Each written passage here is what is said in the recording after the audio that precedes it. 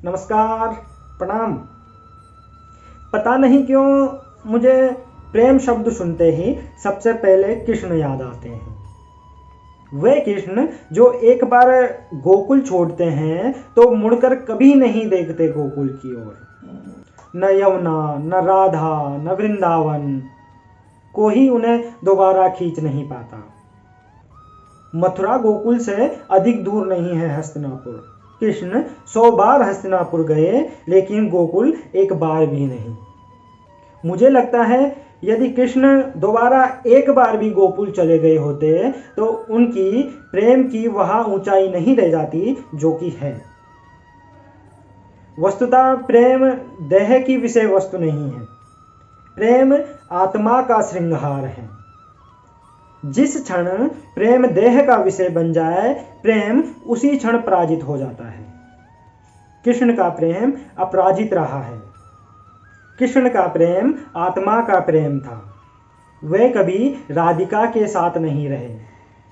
कृष्ण का स्मरण कर राधिका रोती रही और राधिका का स्मरण कर कृष्ण मुस्कुराते रहे। दोनों देह से दूर रहे पर आत्मा दोनों की एक थी। वे जगत के एकमात्र ऐसे प्रेमी थे जिनका प्रेम अपराजित रहा है। अभी कितना अजीब है ना कि कृष्ण का स्मरण कर राधिका रोती रही और राधिका का स्मरण कर कृष्ण मुस्कुराते रहे। वस्तुतः दोनों अपनी मर्यादा ही निभा रहे थे। पुरुष रो नहीं पाता, वह मर्मांतक पीड़ा मुस्कुरा कर सहता है। पुरुष को पुरुष होने का भाव अंदर ही अंदर मार देता है, फिर भी वह पीड़ा सहन कर लेता है। फिर कृष्ण तो पूर्ण रूप पुरुष के दावे के साथ आए थे, तो कैसे रोते? रोए थे मेरे राम। राम पिता के लिए रोए, राम माता के लिए रोए, राम भाई के लिए रोए, राम पत्नी के लिए रोए, राम मित्र के लिए रोए, यहां तक कि राम मातृभूमि तक के लिए रोए। लोग कहते हैं कि कृष्ण कोमल थे और राम कठोर, लेकिन मुझे लगता है कि कृष्ण कठोर थे और राम कोमल। राम ने सबको क्षमा कर दिया। 14 वर्ष की कठोर पीड़ा देने वाली मंथरा तक को कुछ नहीं कहा। माता कैकेयी के प्रति तनिक भी कठोर नहीं हुए, पर कृष्ण ने किसी को क्षमा नहीं किया। दुर्योधन कर्ण तो छोड़िए, अपने परम मित्र अर्जुन तक को क्षमा नहीं किया।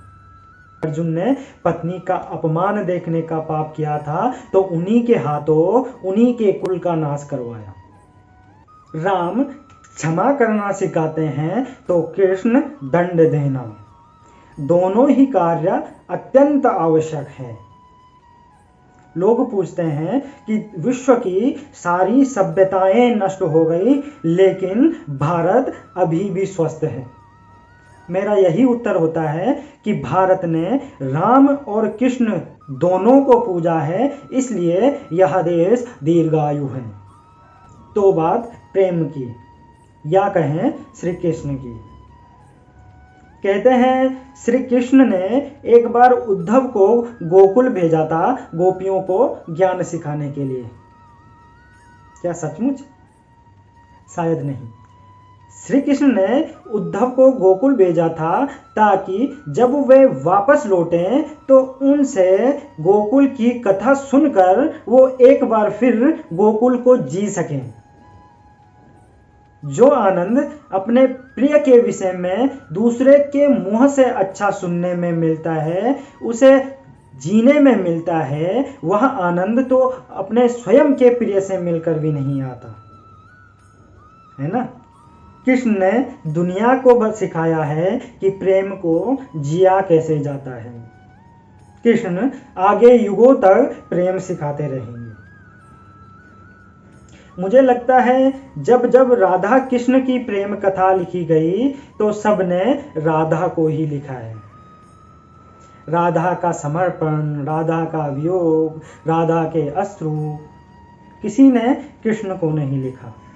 भले ही कृष्ण अपने जीवन में दोबारा गोकुल नहीं गए, लेकिन अपने संपूर्ण जीवन में गोकुल के इर्द गिर्द ही घूमते रहे। इंद्रप्रस्थ, हस्तिनापुर, कुरुक्षेत्र, नहीं तो कहाँ द्वारिका और कहाँ इंद्रप्रस्थ।